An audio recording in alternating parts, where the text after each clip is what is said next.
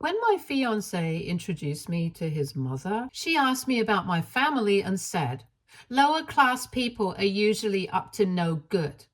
She decided to run a background check on me, but when her PI announced in front of everyone, your husband is in financial debt to, mother-in-law turned pale in shock. Hey there, folks. Grab your favorite snack and get comfy. Because boy, oh boy, do I have a wild ride to share with you today. I'm Geraldine, 26 female, and I'm about to spill all the tea on how I nearly married the biggest con artist this side of the Mississippi. Trust me. This story's got more twists than a pretzel factory, so buckle up. So picture this. It's a typical Friday night, and I'm at my local watering hole, the Rusty Nail. I'm drowning my sorrows after yet another failed Tinder date. I swear, the dating scene in this town is like trying to find a needle in a haystack.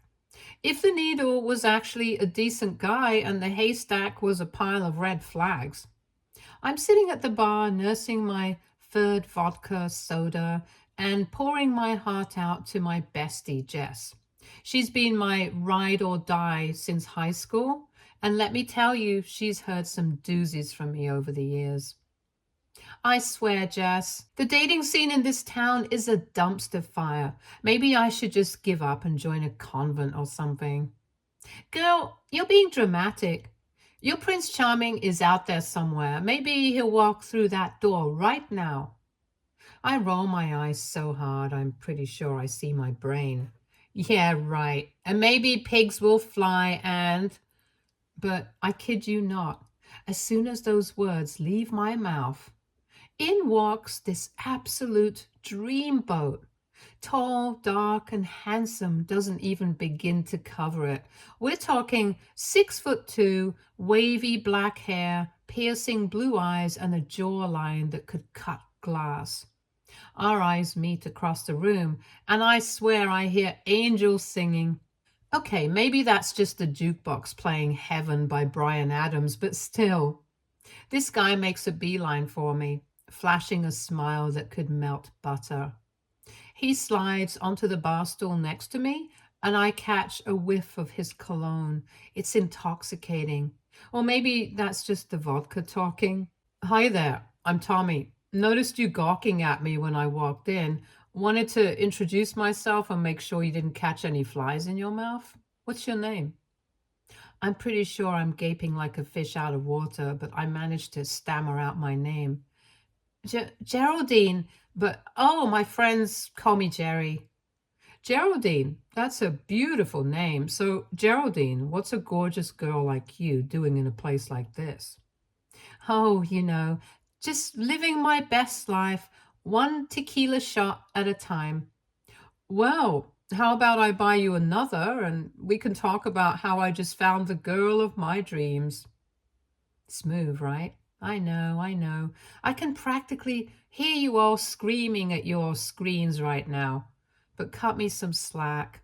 I was a few drinks in and this guy was laying on the charm thicker than peanut butter on toast. Jess, bless her heart, tried to be the voice of reason. She leaned in close and whispered, Jerry, honey, maybe slow down a bit. You don't even know this guy. But I'm already gone, hook, line, and sinker. I wave off her concerns with a giggle. Oh, lighten up, Jess. What's the worst that could happen? Oh, pass, Geraldine, you sweet, naive fool. We spent the whole night talking and laughing. Tommy told me he's new in town, having just moved here for work. He's in finance, he says, but he's looking to start his own business soon. It all sounded so impressive, and I'm eating it up like it's the last slice of pizza at 2 a.m. By the time the last call rolls around, I'm head over heels. We exchange numbers and make plans to meet up again soon. As I stumble into my Uber, Jess gives me a worried look. Just be careful, okay? Something about this feels off. You worry too much. He's perfect. You'll see. Weren't you the same one talking about me meeting my Prince Charming tonight? Lighten up, babe. Okay, if you say so. From that night on, it's like a whirlwind romance. Tommy was the perfect gentleman. He was always buying me little gifts, surprising me with flowers, taking me out to fancy restaurants. At first, I was a bit confused because I kept on mentioning how tight money was for him. One night, as we're leaving a swanky Italian place, I finally bring it up. Tommy, you really don't have to keep buying me things. I know you said you're on a tight budget. Nonsense, babe. You deserve to be spoiled. I'll figure out the money stuff later. Besides, I've got some big plans in the works. Soon, we'll be rolling in it. Trust me. He winked at me, and I felt a little flutter in my stomach. God, he was charming. But there was a tiny voice in the back of my head saying something was not quite right. I pushed it down, though, chalking it up to my own insecurities. Things moved fast, like supersonic fast. Before I knew it, we were talking about the future, about marriage, about kids. It was all a bit overwhelming, but in an exciting way, you know. One night, about 3 months after we met, Tommy takes me out to this super fancy restaurant. I'm talking white tablecloths, candlelight, and a maitre d' who probably makes more in tips than I do in salary. I'm wearing the fanciest dress I own, which, let's be real, I bought on clearance at Macy's last year.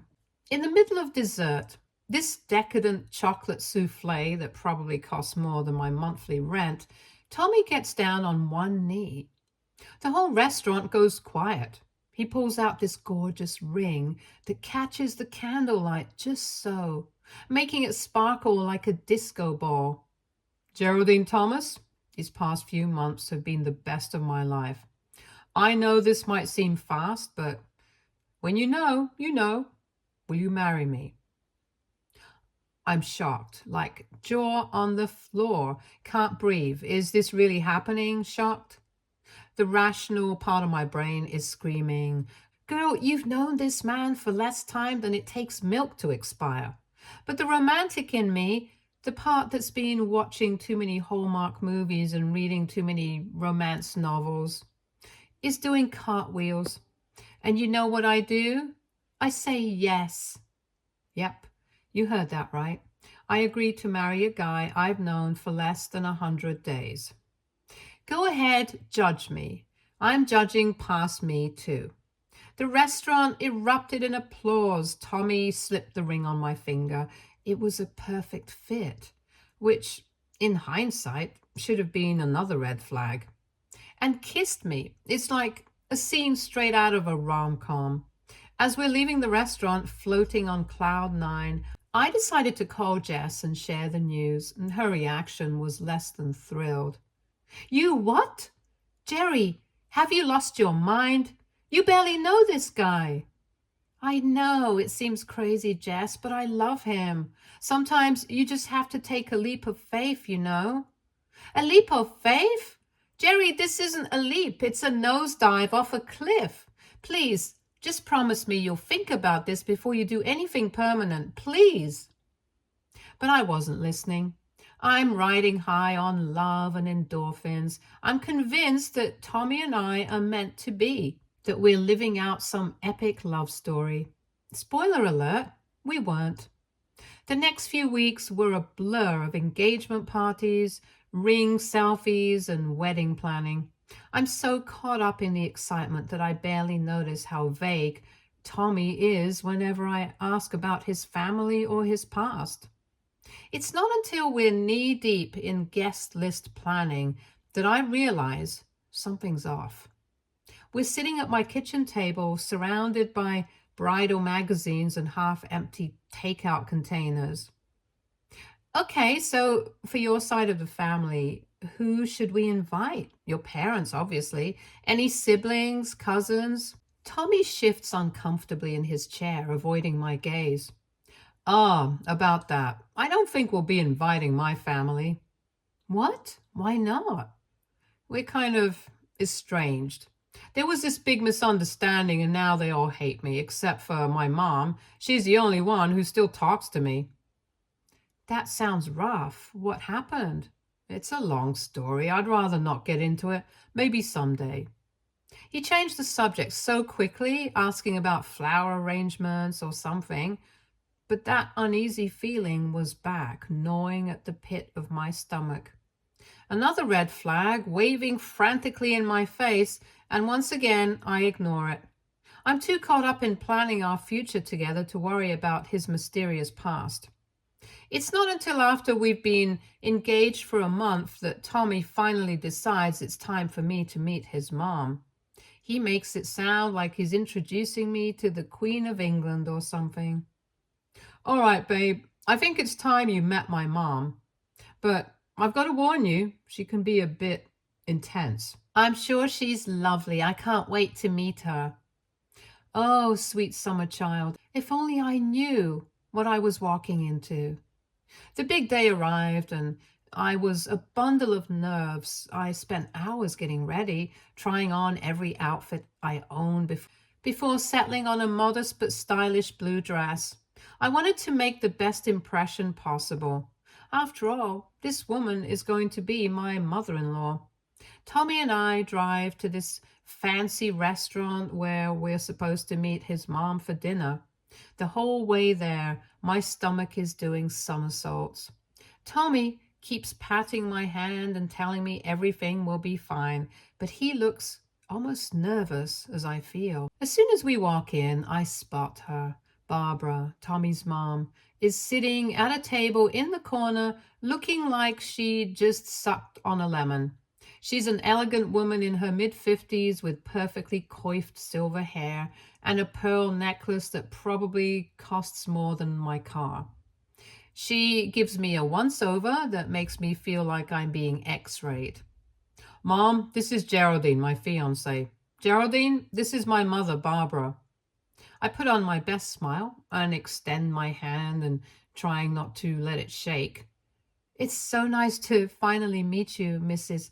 It's Ms. And the pleasure is all yours, I'm sure. Ouch. Talk about a frosty reception. We sat down and ordered our food, and that's when the interrogation began. Barbara fires off questions like she's auditioning for a role in Law and Order. So, Geraldine, tell me about your family. What do your parents do? Oh, well, my dad's a mechanic and my mom's a teacher. Barbara's nose wrinkles like she smelled something unpleasant. Lower class people are usually up to no good. I do hope you're not after my Tommy for his money. I nearly choke on my water. Did she just really say that? I looked at Tommy expecting him to defend me, but he just sits there, suddenly very interested in his napkin. Excuse me? I can assure you I'm not after anyone's money. I have a good job of my own. Thank you very much. Of course you do, dear. I'm sure working at the mall is very fulfilling. For the record, I'm an accountant. Not that it should matter, but still. The rest of the dinner goes pretty much the same way. Barbara makes snide comments about everything from my clothes to my career to my life goals. By the time dessert rolls around, I'm fighting back tears. I excuse myself to the bathroom where I have a mini breakdown. I splash some cold water on my face and give myself a pep talk in the mirror. Pull it together, Jerry. You can do this. It's just one dinner. You've faced scarier things than this, like that time you thought you saw a spider in your shower, but it was just a clump of hair. When I come back, I tell Tommy I'm not feeling well and want to go home. He seems relieved, to be honest. The car ride home is silent. I'm too upset to speak, and Tommy seems lost in his own thoughts. When we got back to my place, I finally let him have it. What the hell was that, Tommy? Why didn't you stand up for me? I'm sorry, babe. My mom can be a bit much sometimes. I did warn you, though. A bit much? She practically called me a gold digger, and you just sat there twiddling your thumbs. Look, I know it was bad, but... And don't call me crazy, because I've been thinking about this for a while, but maybe we should just cut her out of our lives. In fact, I've been thinking maybe we should leave the country altogether, start fresh somewhere new, just you and me. This news hit me like a ton of bricks. One moment I was being yelled at by his ever-loving and supportive mother, and the next he wanted to leave her entirely without a trace. Something definitely smelled fishy, and it wasn't the crab I ordered for dinner. Leave the country? Tommy, what are you talking about? Yeah, we could go to Mexico and live on the beach. We can even officiate our wedding there. Wouldn't that be amazing? At the time, part of me thinks it sounds romantic, running away together, leaving all our problems behind. But a bigger part of me is starting to freak out. This isn't the fairy tale I'd signed up for. For the next month, Tommy kept pushing the Mexico idea. He shows me pictures of beaches and talks about how great our life could be there. But the more he pushed, the more uneasy I felt. Something just didn't add up. I tried to talk to Jess about it, but she's got her own drama going on with her new boyfriend. Plus, I can tell she's getting tired of hearing about my Tommy troubles. Jerry, I love you, but I think you need to take a step back and really look at this situation. This guy is throwing up more red flags than a bullfighting arena. I know, but I love him, Jess, and he loves me. We can work through this, right? Jess just gives me a look that says she's not buying it. But what do? I've already invested so much in this relationship. The thought of admitting I might have made a mistake is almost too much to bear. Then comes the day that changes everything. I'm at home, trying to make sense of all the Mexico talk, and damn near considering it because the brainwashing was working, when there's a knock at the door. I open it to find Barbara standing there looking like she's ready for war. Where is he? Where's Tommy? He's not here. What's going on? Barbara pushes past me into the apartment. She's got this wild look in her eyes that makes me take a step back. I hired a PI to look into you. I wanted to make sure you weren't some kind of con artist trying to take advantage of my son. You did what? Before I can really process what she's saying, Tommy walks in. When he sees his mom, he freezes like a deer in headlights. Mom, what are you doing here? I'm here to protect you from this gold digger. The PI will be here any minute with his report. Tommy's face goes white. He starts panicking, which is weird because if I'm not hiding anything, why should he be worried? Geraldine, we need to leave. Now. Pack a bag, we're getting out of here. What? Tommy, what's going on? Just then, there was a knock at the door. A serious-looking man in a suit walks in. As you might have guessed, it was the private investigator. He looks at all of us and clears his throat. I have the information you requested, Miss Barbara, but I'm afraid it's not what you were expecting. What do you mean? What did you find? Well, I found nothing suspicious about Miss Geraldine. She seems to be exactly who she says she is. However, I did uncover some interesting information about your son. Tommy looks like he's about to bolt for the door. Barbara's face is a mix of confusion and growing horror. Mr. Tommy here is in some serious debt. He owes several loan sharks a significant amount of money. Jesus Christ. What? Tommy, is this true? But the PI wasn't done dropping bombs. There's more. It seems that your son has been registering himself as married to Miss Geraldine for the past 2 years. What? But we've only known each other for a few months. Exactly. This is a pattern of behavior for him. He's done this to at least 5 other women in the past.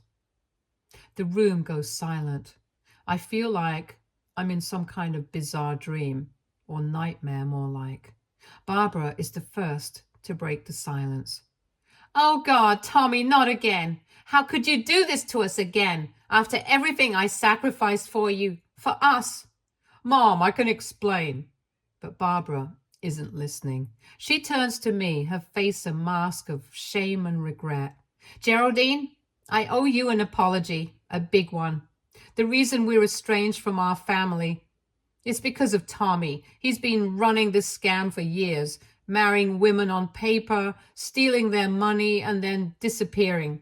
The last woman he did this to, She ended up in a psychiatric ward. Went loony after all the debt that this idiot racked up for her. That's why we had to move across the country, and that's why everyone in our family hates us. I couldn't believe what I was hearing. The man I thought I loved, the man I was going to marry, is nothing but a con artist. And a repeat offender at that. I felt sick to my stomach. So, all of this? The whirlwind romance, the proposal, the talk about moving to Mexico, it was all a scam? Tommy at least has the decency to look ashamed. Jerry, I'm sorry. I never meant for it to go this far. I really do care about you. That's when I lost it. All the anger, the hurt, the betrayal, it all came pouring out. You care about me? You've been lying to me from day one. You were going to ruin my life. For what? Money? How could you? I turned to Barbara, who looks like she's aged 10 years in the last 10 minutes. And you come in here accusing me of being a gold digger when your son is the real con artist. This is your karma, both of you. Geraldine, please, I truly am sorry. I thought I was protecting my son, but I see now that he's the one we need protection from. I laugh, but there's no humor in it. Well, congratulations. You raised a monster, and now you get to deal with the fallout. I'm calling the police. Tommy's head snaps up at that. No, Jerry, please, don't do that. I'll make it right, I swear. Make it right? How exactly do you plan to do that, Tommy? Are you going to untraumatize all those women you scammed? Are you going to magically erase the last few months of my life? I grab my phone and start dialing. Tommy makes a move like he's going to try and stop me, but one look from me and he backs off. While we wait for the police to arrive, the four of us sit in the most uncomfortable silence I've ever experienced. Barbara is quietly crying. Tommy is staring at the floor, and the PI is awkwardly checking his watch every few minutes. When the police finally show up, I give them a rundown of everything that's happened. They take Tommy into custody and ask Barbara, the PI, and me to come down to the station to give official statements. As they're leading Tommy out, he turns to me one last time. Jerry, I really am sorry. For what it's worth, I think I really did fall for you. Save it, Tommy. I hope it was worth it. The next few weeks are a blur of police statements, lawyer meetings, and a whole lot of ice cream and wine nights with my friends. Turns out Tommy's scam was even bigger than we initially thought. The police find evidence of at least a dozen women he's conned over the years. I had to go through the humiliating process of legally annulling my marriage to Tommy, even though I'd never actually married him. The silver lining, if you can call it that, is that because I found out about the scam before he could do any real financial damage, I didn't lose any money, just my dignity and my faith in humanity. One particularly rough night, I'm curled up on my couch, ugly crying into a pint of Ben & Jerry's when Jess comes over. She takes one look at me and sighs. Oh, honey, come here. She pulls me into a hug and I just let it all out. All the pain, the embarrassment, the anger. It all comes flooding out. How could I be so stupid, Jess? How did I not see it? You're not stupid, Jerry. You're human. You wanted to believe in love, and there's nothing wrong with that. Tommy's the one who should be ashamed, not you. But everyone warned me, you warned me, and I didn't listen. Look, hindsight is 20/20. We've all ignored red flags before. The important thing is that you got out before it was too late, and now you know better for next time. She was right, of course, but it didn't make the pain go away. Barbara tried to reach out to me a few times, even though she was potentially facing charges of her own for being an enabler and conspirator in all of this. Always full of apologies and explanations, but I just couldn't bring myself to talk to her. Every time I see her number pop up on my phone, all I can think about is that disastrous dinner and how she treated me. I'm sorry, Barbara, but I just can't do this right now. Maybe someday I'll be ready to talk, but for now, I need space. I understand. I truly am sorry for everything. I hope one day you can forgive me for being so rude and classist towards you. I don't have anyone. It's sad to admit it, but you're the closest thing I have to family now. I can't go back to my relatives, and Lord knows I can't talk to my son. Just please give me another chance, okay? Maybe, but not today. As for me, well, let's just say I've sworn off dating for a while. Seems like I have a talent for attracting the wrong kind of guys, so I figure it's time to take a step back and focus on myself for a bit. Jess has been my rock through all of this. She's the one who finally gets me to see the humor in the situation. Look at it this way, Jerry. You've got one hell of a story to tell at parties now. Yeah, great. Hey, want to hear about the time I almost married a serial con artist? That'll really get the guys lining up. Hey, at least it's original. Better than another boring, we met on Tinder story, right? She's not wrong, and slowly, day by day, I started to heal. I threw myself into work, picked up new hobbies. Turns out I'm pretty good at kickboxing, great for working out that residual anger, and spent more time with my friends and family. One day, about 6 months after the whole fiasco, I'm having coffee with Jess when she asks me a question that catches me off guard. So, do you think you'll ever be ready to date again? I pause, really thinking about it for the first time in months. You know what? I think I might be.